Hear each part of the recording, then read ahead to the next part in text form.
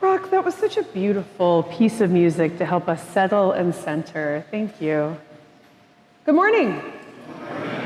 And welcome, welcome, welcome to the First Universalist Church of Rochester, where we are called to nurture the Spirit and to serve the community.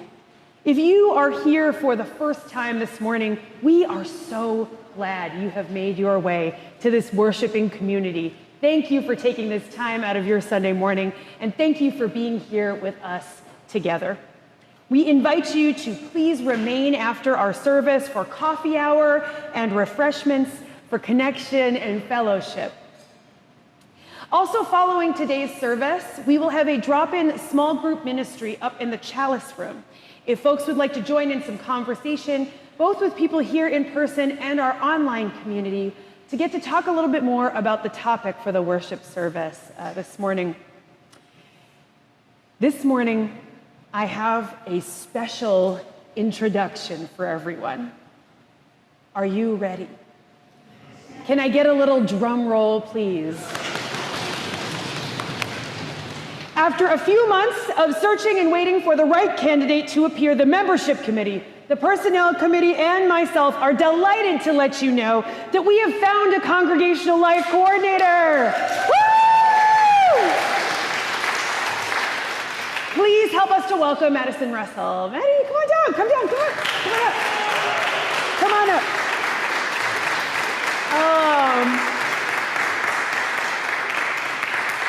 Maddie has a Bachelor's of Arts from Nazareth in Religious Studies. We are so excited. She knows a bit about Unitarian Universalism and is excited to learn more. Has an incredible background in customer service, and so we are looking forward to bringing some of that friendly and welcoming and warm spirit here to this already friendly, welcoming, and warm congregation. We are so grateful you are here this morning. So, I do have a blessing to offer you at the beginning of your time. And this is a blessing that we actually offer to new members when they join our congregation. So we use a rose to bless you, and it's a blessing sort of done across the different parts of your body. So give us a second here. So, Maddie, welcome. May your thoughts be wise. May your lips speak truth. May your heart know love. And may the work of your hands be blessed all of the days of your life. Thank you so much. As Maddie begins her journey with First Universalist, I invite all of us here into a relationship of support with her. This is a new position for this church, and we know that one person can only do so much. Amen? Amen. May we be committed in this church to growth and to keeping love at the center of all that we do. Welcome, Maddie. We're really glad you're here.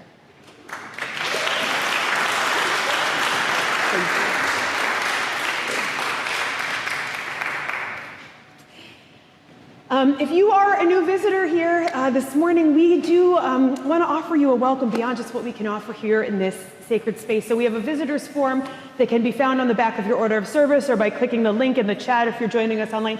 Please fill that out so we can offer you a welcome beyond just what we can offer you this morning. Before we turn to our neighbor here to greet one another, we want to be sure to be attentive to connecting with our folks in person and online. So if you would turn towards Hope here in the back and offer a wave to our folks joining us online this morning. People joining us online, we are so grateful you are here this morning. Grateful to be with you here in worship today. And please pop into the chat and offer a greeting if you will. And if you're here in person, please rise in body or in spirit and greet one another.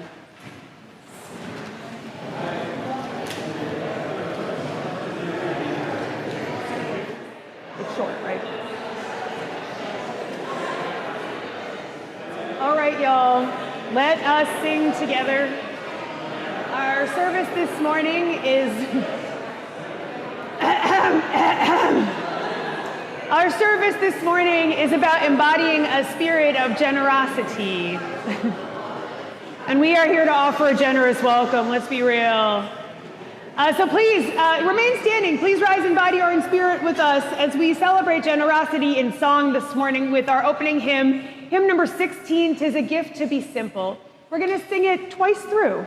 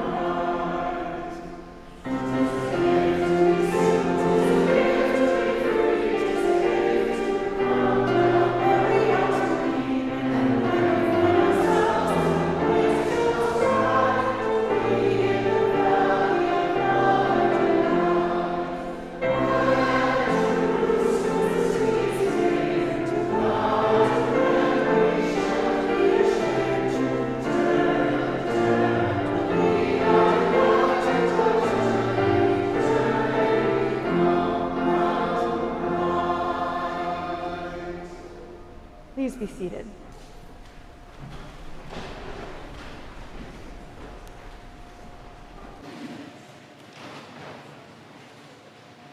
Good morning. It is a pleasure to be your worship associate on this first day of autumn. Our current theme is generosity, including the idea of maintaining a generous spirit when dealing with people who are frustrating. This resonated with me since I've had a conflicted relationship, which I contributed to, with a close relative for at least the past 25 years. And they'll be glad to tell you my contribution. But on a serious note, during the course of their life, they've experienced major depression, complex post-traumatic stress disorder, and losses, divorced from their first spouse and widowed by the second. I've tried to support them, I've reached out to them, and to their adult children, and I've offered help whenever possible, but it's never enough. We've been very close at times, but then something happens that triggers them and or me, and then no contact for months. When this happens, I have some resentment that I'm always the one that initiates reconnecting with them, but I know that they carry so much pain, whereas my life has been mostly one of being blessed. I don't want us to be estranged, so despite how frustrating they are to deal with, I will endure the struggle between the anger that I carry inside and my generous spirit. Eventually, I will do my best to heal the rift between us, and I will connect with them again. Come, let us worship together. As Reverend Dick Gilbert comes forward to light our chalice at First Universalist,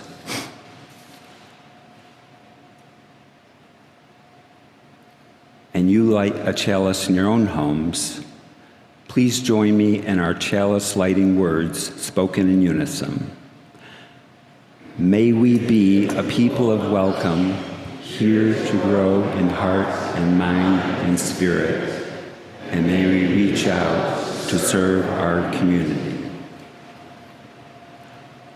Please rise in body and/or spirit for our affirmation of faith, followed by our sung offering. Love is the doctrine of this church. The quest for truth is its sacrament, and service is its prayer. To dwell together in peace, to seek knowledge in freedom, to serve humanity in fellowship, to the end that all souls shall grow into harmony with the source and meaning of life. Thus do we covenant with each other and with all. What we need is here. What we need is here. What we need is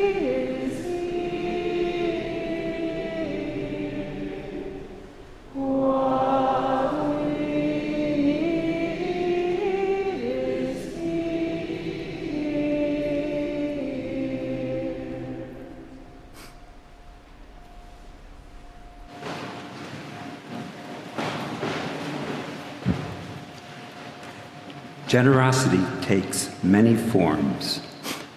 At First Universalist, generosity may take the form of words, how we greet each other, and how we respond to the epidemic of loneliness in our world by reaching out to others. Also, by assisting those who are dealing with physical or emotional challenges.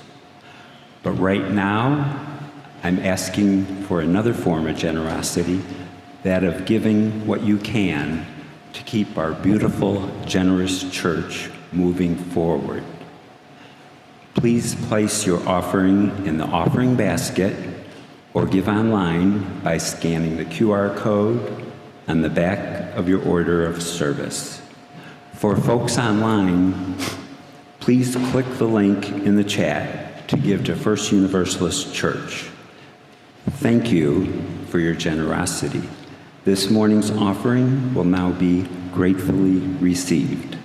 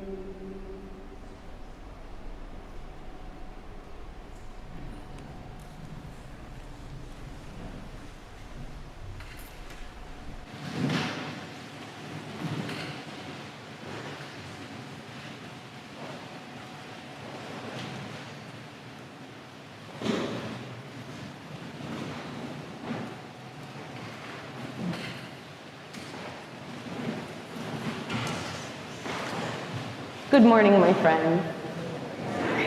Our story today comes from the Christian tradition, and I get to tell you one of my favorite things about Jesus is that when people would ask him a serious theological question, he would respond with another question or a story. And here is an example of that in the Good Samaritan. So I would love to invite our youth forward if you want, either to this pew or to the floor, depending where you want to sit, Laura and Sage. Now, Laura, I already recruited Sage for a role. If you want one, you can have one too.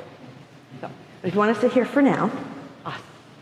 So the story starts out that a lawyer, so someone who really knows the law very well, comes to Jesus and asks, how can I achieve being able to go to heaven or enlightenment in this life?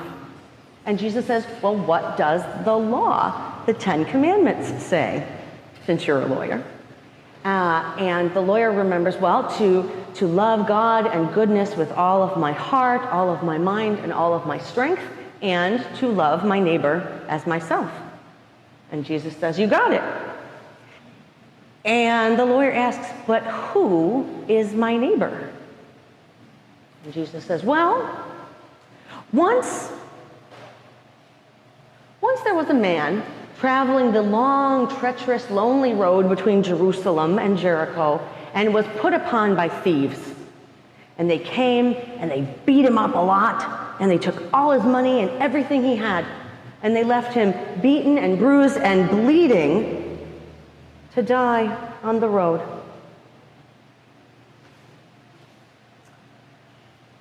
And along came a priest, not unlike a minister like Reverend Lane-Mairead or myself, and they walked by and they saw the man, and they walked to the other side of the road and kept going by. And then not too long after that,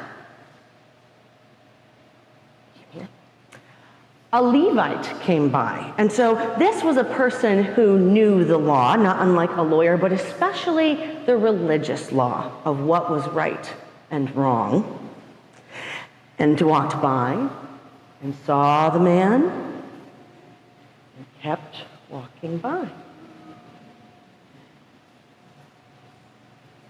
And then a Samaritan, give you a Samaritan robe. Now, the thing that is important to know is that in this country of Israel, they were not friends with the people from Samaria, a Samaritan.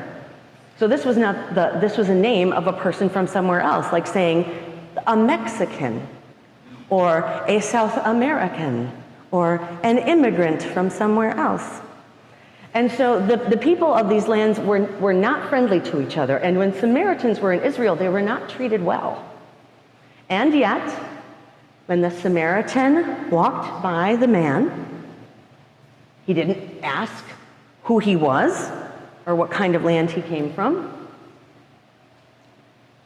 He knew he needed help, and it called to his compassion. And so the Samaritan got out his first aid kit and bandaged him up the best he could. Excellent. And put him on his donkey and took him. Would you like to be our innkeeper, Laura? Do you want to be the innkeeper or just watch? Okay, come on over here. And took him to the next town where there was an inn with an innkeeper. She was an angel. Not like a real angel, she's really nice, and I just happen to be repurposing the figures from our nativity today.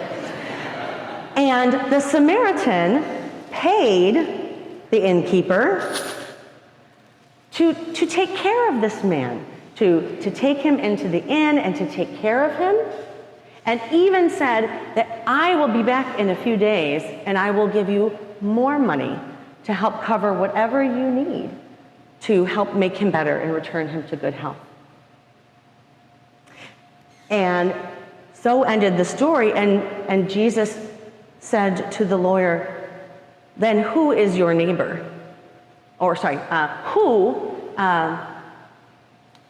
who showed that they were following the rule of law of loving your neighbor in the story? And the lawyer said, the one who showed kindness. And Jesus said, then go and do the same. Now, if you want to sit down, I want to take one more minute, especially because of the theme of this service. Go ahead and sit down if you want.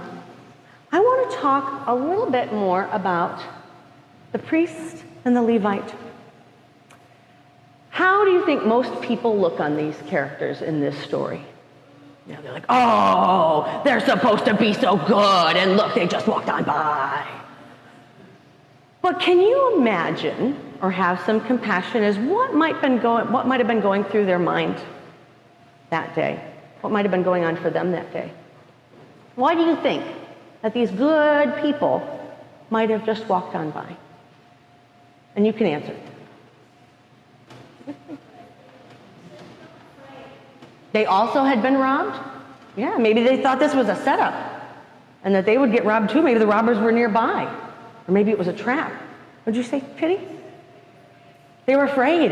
Yeah, maybe, who knows, maybe afraid of getting involved. You know, this guy's really hurt. I don't have a donkey. I don't have any, my money for myself. I don't have a first aid kit. I don't know what to do. I don't like blood. It makes me pass out. I'm really busy.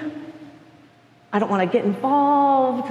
Suddenly it's going to get too hard and too demanding, and I can't deal with that right now. They have COVID. They're extra susceptible. They're immunocompromised. Yeah, that's a good reason. Yeah. So there's many reasons that they might have had. And so when we think about maybe needing to guide or correct someone or to reach out to someone we think might be doing the wrong thing, what is more helpful? Now they call it call-out culture. That was bad. You did a bad job. You need to do better. Do you think that's going to work? It won't work for me. It doesn't work in my family reunion stuff either. They're not going to be like, you're right. What was I thinking? No. Or call-in culture. Like, hey, how are you feeling about how that went? And they might be actually feeling terrible and thinking about it all day long. Like, let's think about ways that we can help with healthy boundaries, but still be able to reach out. And let's do some practice work with that of what we can offer and who we can resource to and bring in, that we don't have to do this work alone. Thank you. And I'm going to invite my friends to come up with me to children's worship upstairs. Thank you so much always. And we will join in singing the doxology together to open ourselves to this time of prayer for joys and sorrows to come. Thank you.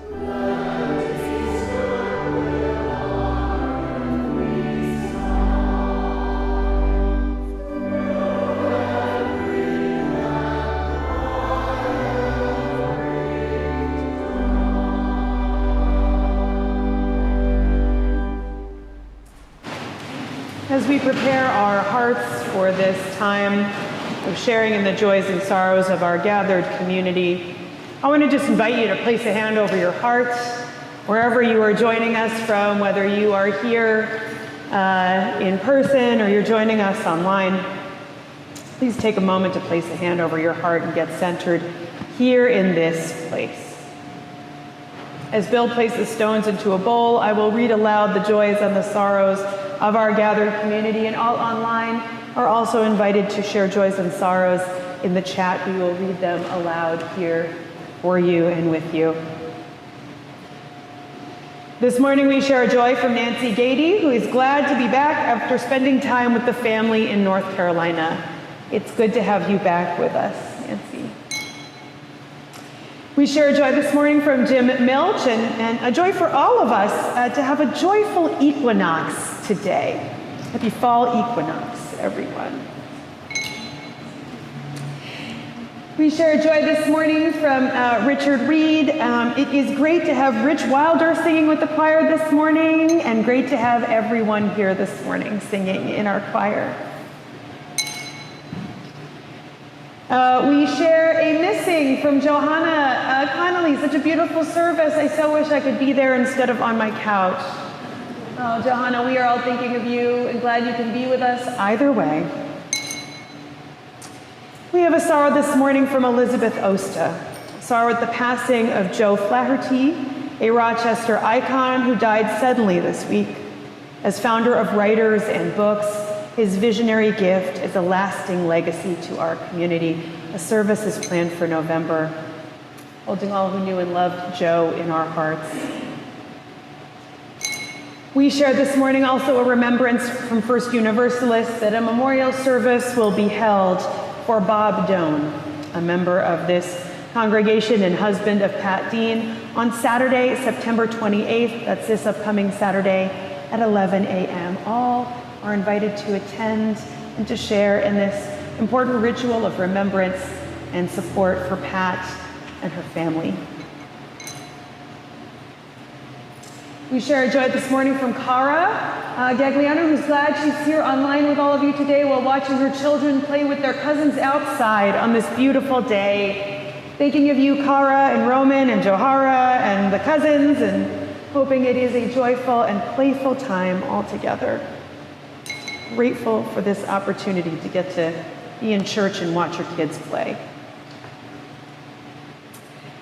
We will drop one final stone into the bowl to recognize all the joys and the sorrows left in the silent sanctuaries of our hearts, knowing each one of us comes in here bearing joys and sorrows every Sunday.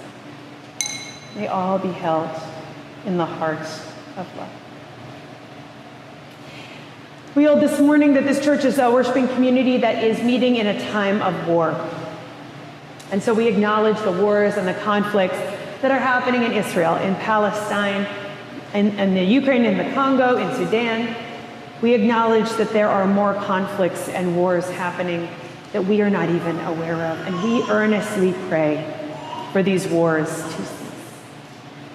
So this morning we will light a white candle to acknowledge the grief felt in times of war and in conflict, the grief felt so many lives lost, ways of living lost, resources denied, resources lost, the grief at witnessing brutality in one's own community. We connect our sense and our sources of grief and loss with those who are experiencing wars and conflicts in their own backyards. We also light a yellow candle this morning to honor the joy, the tenacity, the resilience of the human spirit that persists, even in times of war. The birthdays still celebrated, the milestones still there, the laughter still shared. May we connect the sense of joy that we carry in our own hearts with those who are experiencing wars and conflicts in their own backyard. May we be connected this morning through our grief and our joy. We will hold a moment of silence to honor the many names, both known and unknown, of those who have died due to wars and conflicts this past week.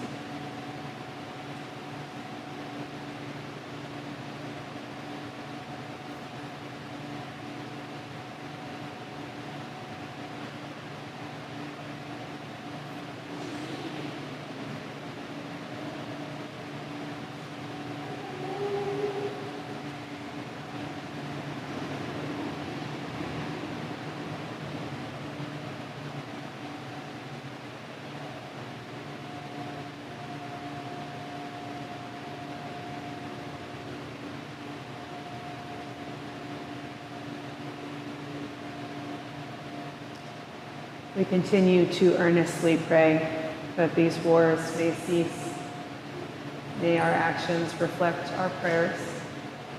Amen. Blessed be, and may it be so. Will you join me in a moment of prayer this morning? Take a moment to settle into your seat, to allow your shoulders to roll down, to place your hands on your lap, to close your eyes, to soften your gaze. Let us center into our bodies, taking a deep breath together.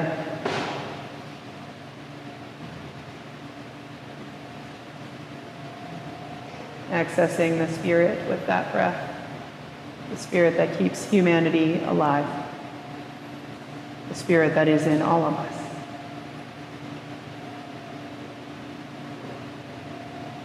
Spirit of love, at the heart of all that we do, endless throughout time. Love so large it existed way before we did and will still be here for generations to come. Connect to our hearts in this moment. Come, Spirit of love, come.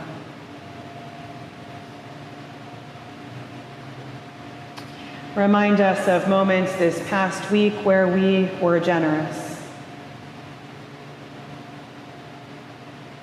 Times to be of service.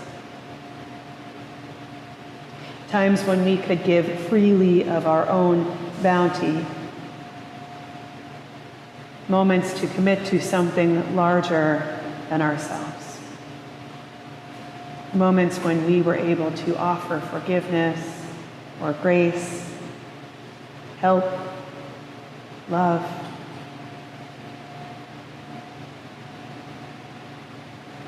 We hold these experiences in gratitude, in celebration of what was and is possible, as proof of the generosity that flows through all of humanity, as a reminder that love flows through all of our lives, that love is present in each and every one of us.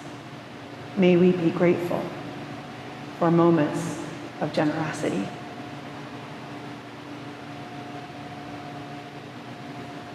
We turn our hearts now in a prayerful spirit, in a spirit of love, to the moments when we felt short of offering generosity, when we ourselves could relate to the priest or to the Levite, in times when we were not our best selves this past week, when grace was hard to find, when forgiveness was not within our grasp, when we could have been more generous and we chose not to be. We prayerfully, earnestly, honestly lament these moments, holding space for regret. We seek an honest examination of our own lives. We remember, too, that love was present with us even in these moments of regret and falling short. May we grow from our lamentations. May we seek to celebrate generosity when it is present, to accept moments when we have fallen short as a part of being human. May we continue to connect to you, Spirit of love, to help us on our journey of growing ever deeper into what we believe, of continuing to keep you at the center of all that we do. In the silence and the stillness, let us hold both our celebrations and gratitude, as well as our lament and regret, recognizing it is held by something larger than ourselves.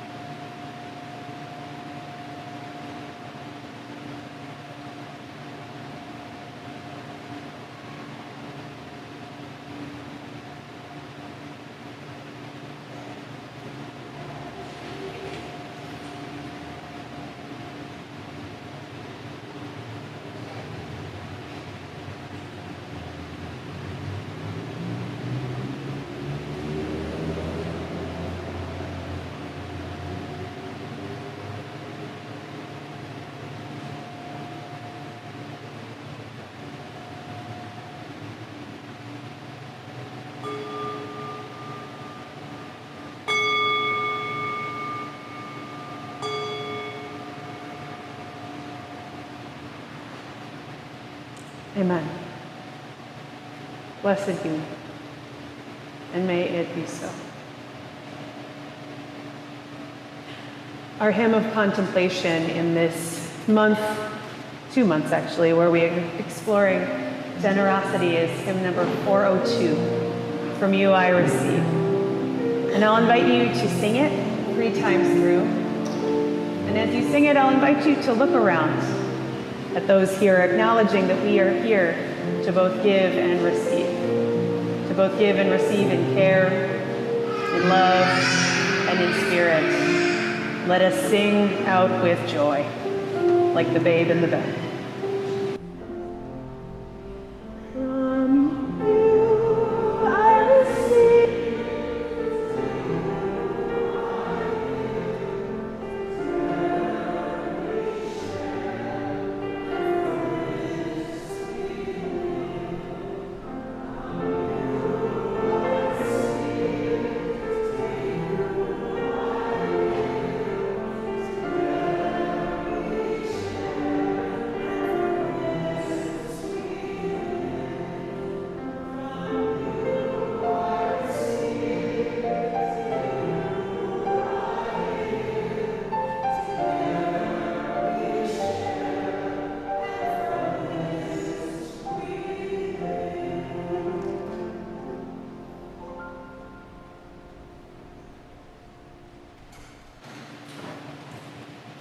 I want to begin in gratitude this morning for the story that Bill shared with us at the top of our service.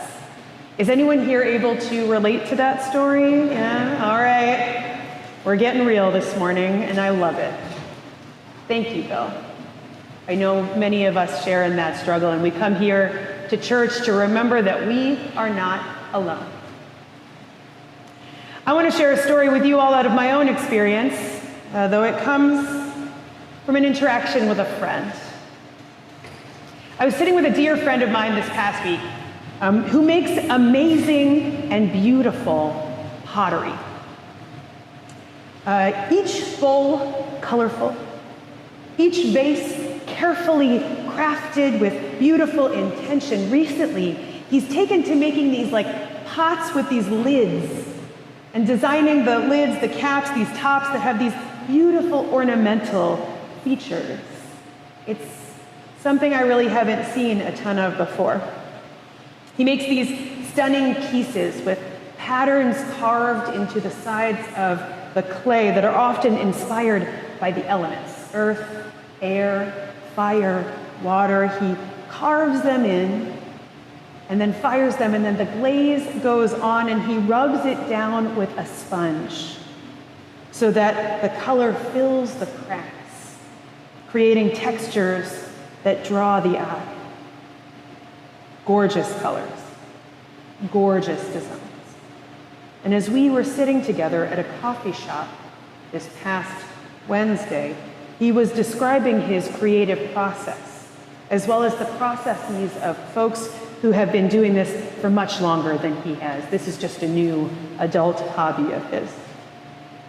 We were talking about creating, and how many times one throws the pot or centers the clay on the wheel. And he shared with me this: there is so much room for imperfection in pottery. Failure is a part of the process that brings about beauty. And I love this mindset so much. Failure is a part of the process that brings about beauty. I love it because it helps to counter the perfectionist narrative that lives in my mind sometimes. I don't know about yours, maybe, yeah? Okay. That things should be a certain way. That in creating and trying something new, it must be done right the very first time. It got me thinking not only about the artistic, creative process, of course, but also about the crafting of community, about the crafting of relationship. Over the course of our lives, there will be many opportunities to be in relationship with one another. It is likely why you are here today in this church right now, coming to seek new relationships, to be in relationships that have been a part of your life for a few months or a few years, and remembering that none of us will do this perfectly. Remembering that failure is an opportunity for beauty feels like an inroads to generosity for me. When Reverend Michelle is sharing our story this morning, I'm wondering, how was the failure to be there for the Good Samaritan an inroads perhaps to the generosity of the priest and the Levite down the road? Maybe the next time they came across somebody in need of help, they didn't walk past. When we hold big hearts around our own failures and shortcomings, when we can connect to this larger love that holds us all and that is at the center of all that we do, I believe we can hold the same for those around us. Last week, if you weren't here, you missed a good one. First Universalist was visited by congregational growth consultant Reverend Tom Belote, one of my ministry mentors. And he shared with us that one of the key ingredients for growing a church is to cultivate a spirit of generosity. Now, I imagine that this word generosity has many meanings to those of us here today. When I think of being generous, often my mind and heart turns towards money. And that might have been a piece of what he was talking about. To grow a church certainly takes money. It takes a financial investment from all of us to really have this church be a vital and welcoming religious, spiritual presence in downtown Rochester. Without the gifts that we collect on a Sunday morning and through our annual financial commitment cycles, this place would not be here. I would not be here. Maddie would not be here with us for the first time this morning. But I also think that Reverend Tom was talking about a generosity of spirit, creating a community where we treat one another with grace and forgiveness, being with one another in ways that assume we are all here to grow and to belong and to explore together. To be generous of spirit with each other acknowledges our common shared humanity. It acknowledges that none of us gets through this life without making mistakes, stubbing one another's toes, causing harm in some way, whether intentional or unintentional. There is just no way we're going to get through this life without that happening. Reverend Tom had an offering for us in times when fear is high or when conflict is present about some of the growing pains churches can experience. He invited us into the refrain, "What a great problem to have." Some folks remember this. So in moments when it is possible that we come to church and do not know everyone in the room, we can say, "What a great problem to have." Or in times when a task has been overlooked and others need to step in to make something happen, we can say, "What a great problem to have." A way to find a path towards generosity of spirit in moments when we are surprised and our patience is wearing thin, or when things haven't been happening the way we planned. What a great problem to have! Failure is a part of the process that brings about beauty. I think that cultivating a generosity of spirit is about an orientation to the world, based on our own Unitarian Universalist theology of believing in the inherent goodness of humanity and believing in a love that surrounds us all. A love that is big enough to bring blessings out of the worst problems that we can face. A love that does not deny the pain of living, while also calling us to see where love has been present in the most difficult of times. We can be generous in many areas of our lives with this orientation towards What a great problem to have.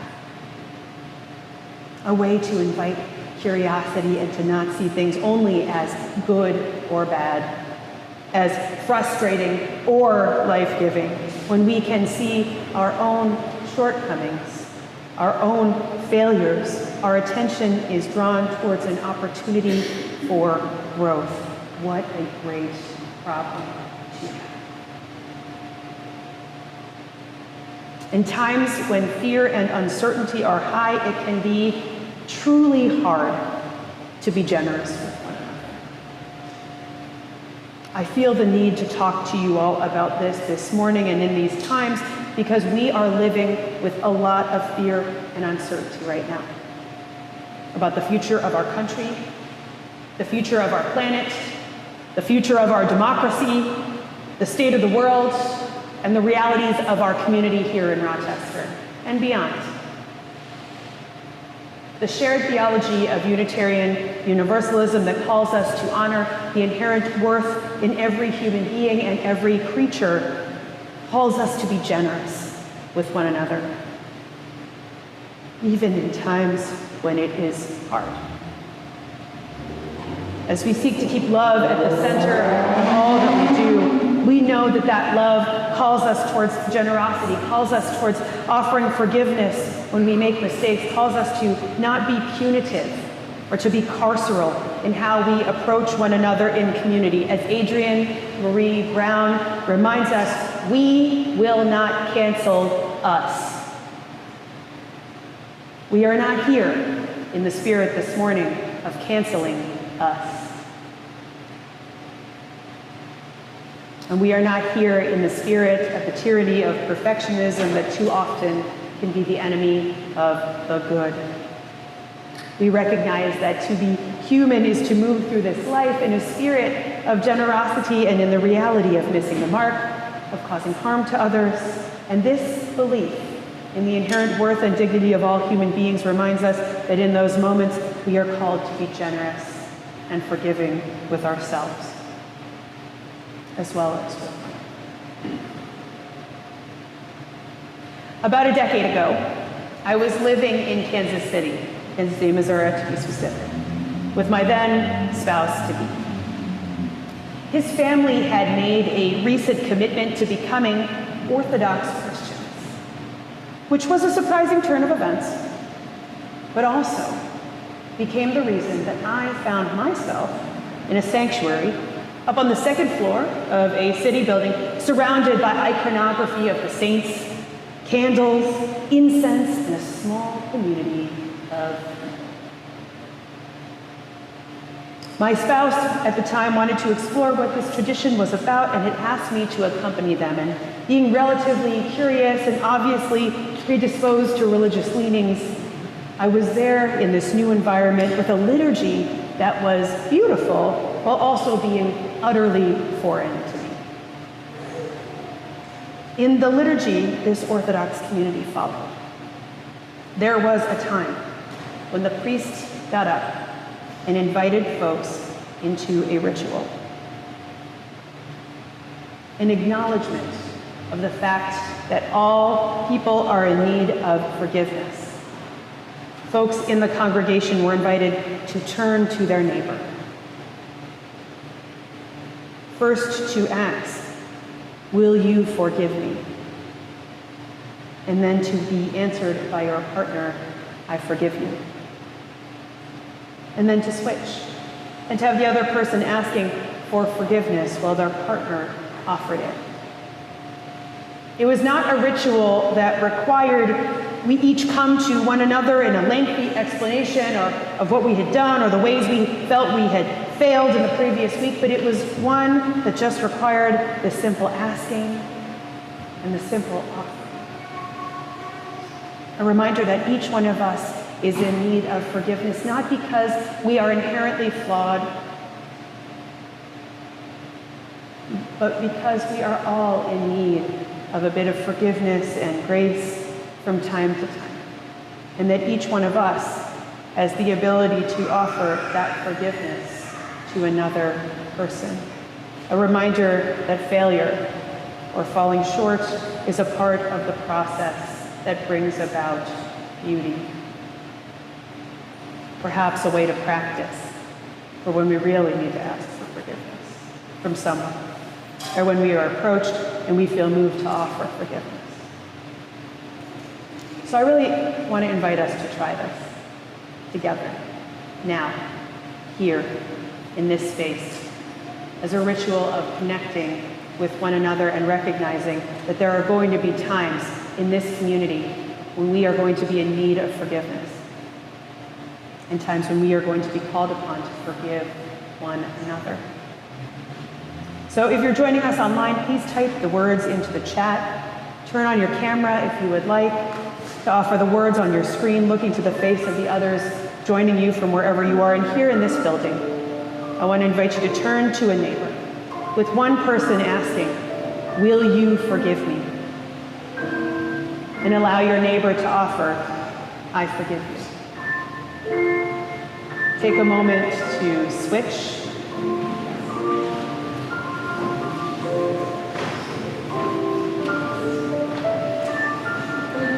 Now turn to another neighbor, bonus points if it's someone you didn't come with, and ask again. Make the offering again.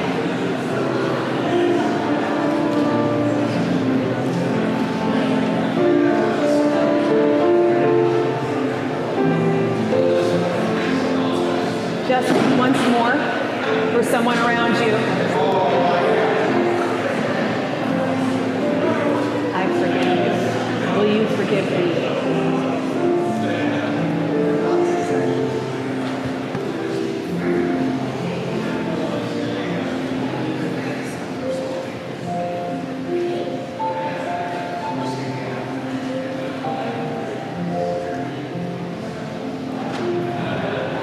I know I was asking for it and asking you to connect with one another. But give us a second, actually, right now. Let's just sit with that for a moment. Let's just sit with how that felt for us. Let's soak it in for a second before we move on to the next.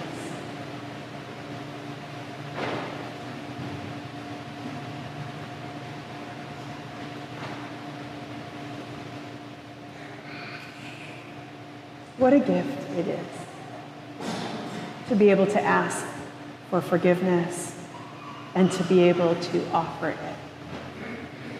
What a generous act in this community where we get to practice for those moments when it becomes particularly hard. Each one of us in this space is beloved and worthy of generosity. Each and every single one of us. Each one of us is capable of forgiveness and asking for forgiveness. Each one of us is deserving of grace in moments when we mess up. Each one of us has failed at something at one point or another.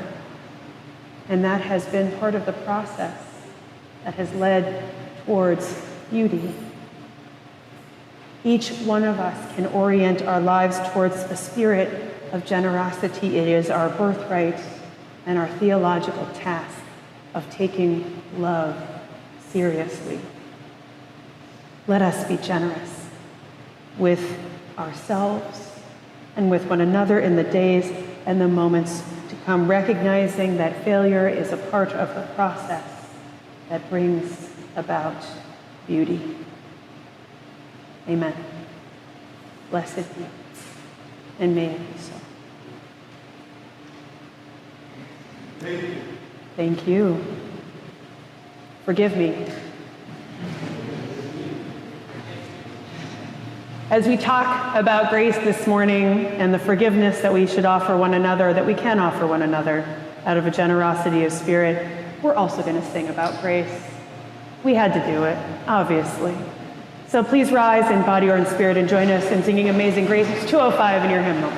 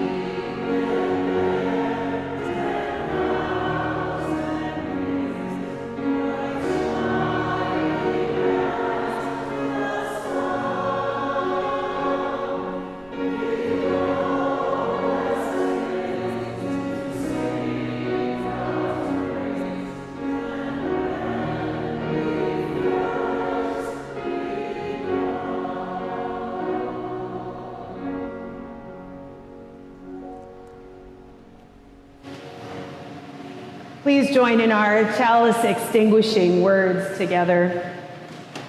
We extinguish this flame, but we keep its light in our hearts with its message of love and justice, taking it outside these walls to the world we live in until we are together again. Let us place a hand over our hearts wherever we are right now. And just take a moment to look around at those here with you in this space, on this journey with you. Those with whom we extend grace, share grace, ask for grace. Those with whom we are called to be generous. Dear ones, as we go forth into these days, may we remember what a great problem it is to have at times, to fail one another, to be in our mistakes, to allow ourselves to be human. May we remember that each and every one of us here is beloved, and that failure is a part of the process that leads towards beauty. May you know in your hearts that love is with you and in you in the days and the weeks ahead, and may you go and be that love to whomever you meet. Amen.